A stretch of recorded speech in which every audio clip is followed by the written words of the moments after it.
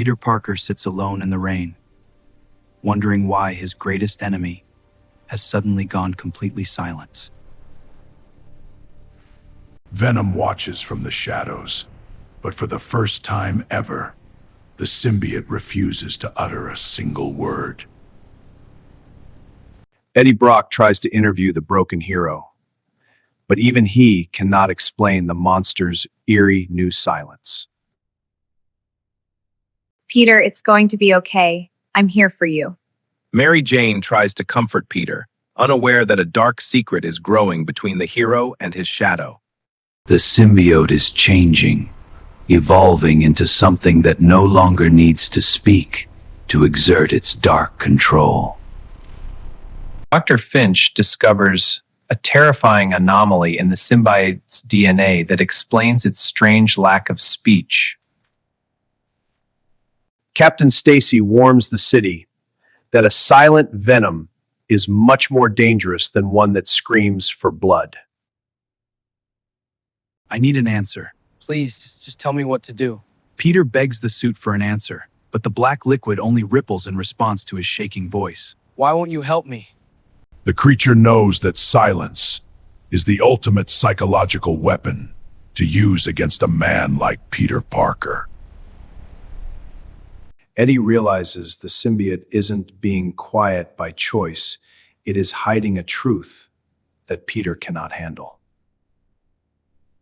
Mary Jane notices the distance in Peter's eyes, realizing the silence from his suit is tearing him apart inside. The black goo begins to vibrate with a frequency that only Peter can hear, a silent scream within his own mind. Dr. Finch finds that the symbiote has severed its vocal connection to protect a secret hidden in Peter's past. Captain Stacy spots the silent vigilante on a rooftop, noting that the hero looks more like a ghost than a man. Every time Peter tries to speak to the darkness, it retreats, leaving him alone with his own haunting failures. Venom finally moves, but instead of words, he unleashes a roar of pure instinct that shakes the very pavement. Eddie discovers a recording of Peter talking to the suit, but there is never a single reply from the monster. Mary Jane decides to confront the symbiote herself, demanding it return the man she used to know so well. The blob starts to form words out of the shadows, but they are only riddles that lead Peter deeper into madness. Finch realizes that the silence is a cocoon. The symbiote is preparing for a final, terrifying transformation. Captain Stacy finds a trail of black slime leading directly to the heart of the city's power grid. Peter can feel the symbiote feeding on his memories, but he is too tired to fight the silence anymore. Venom stands over a fallen criminal, refusing to justify his violence with the usual dark banter. Eddie begins to suspect that the symbiote is no longer Eddie or Venom, but a new entity entirely. MJ watches as the black suit starts to pulse like a beating heart, even while Peter is fast asleep. The blob mirrors Peter's movements, a perfect silent copy that reflects his deepest, darkest insecurities. Finch uncovers that the symbiote's silence is a defense mechanism against a cosmic predator approaching.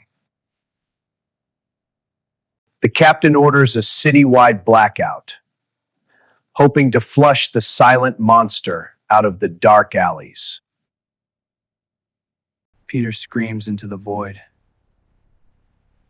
but the only response is the cold, wet sensation of the suit tightening. Venom reaches for the camera, his silence finally becoming a physical presence that chokes the light out. Eddie finds a hidden lab where the symbiote was tortured into a state of total clinical silence. Mary Jane enters the dark apartment, knowing that the thing wearing Peter's face is no longer listening.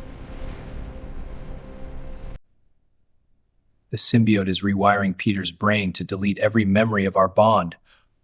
We have to stop it before his mind is completely erased. The black mass begins to mimic the voices of Peter's dead loved ones, though its physical mouth stays shut. Peter looks at his reflection and sees the symbiote staring back with eyes that contain 1,000 lies. Captain Stassi finds the first victim of the silent venom, left as a warning for those who seek the truth.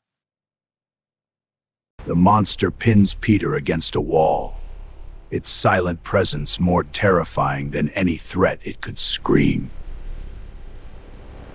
Eddie records a final message, fearing that the symbiote's next target is anyone who knows Peter's name.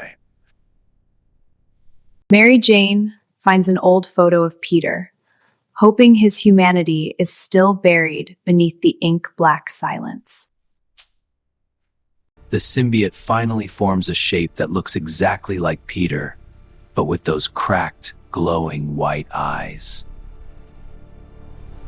Finch discovers that the symbiote's silence was actually a countdown to a permanent neural takeover.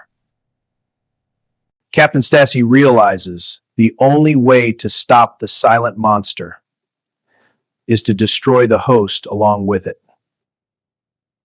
Peter looks at a picture of Uncle Ben, realizing he is becoming the very thing he swore to protect against. Venom finally lets out a sound, but it is not a voice. It is the cracking of Peter's remaining humanity. Mary Jane grabs a high-frequency sonic device, prepared to fight for Peter until her very last breath. Eddie realizes that the silence was never a weapon. It was a way for the symbiote to hide its own fear. The blob merges with the rainy street, becoming an invisible shadow that waits for the perfect moment to strike. Dr. Finch finds the frequency that breaks the silence, but it might be too late to save Peter's mind. Peter stands up, finally understanding that he doesn't need the suit to speak for him, to be a hero. The silence is finally broken by a scream of defiance as Peter rejects the darkness once and for all. Why did Venom stay silent for so long? Subscribe now and comment your theory below for the next part.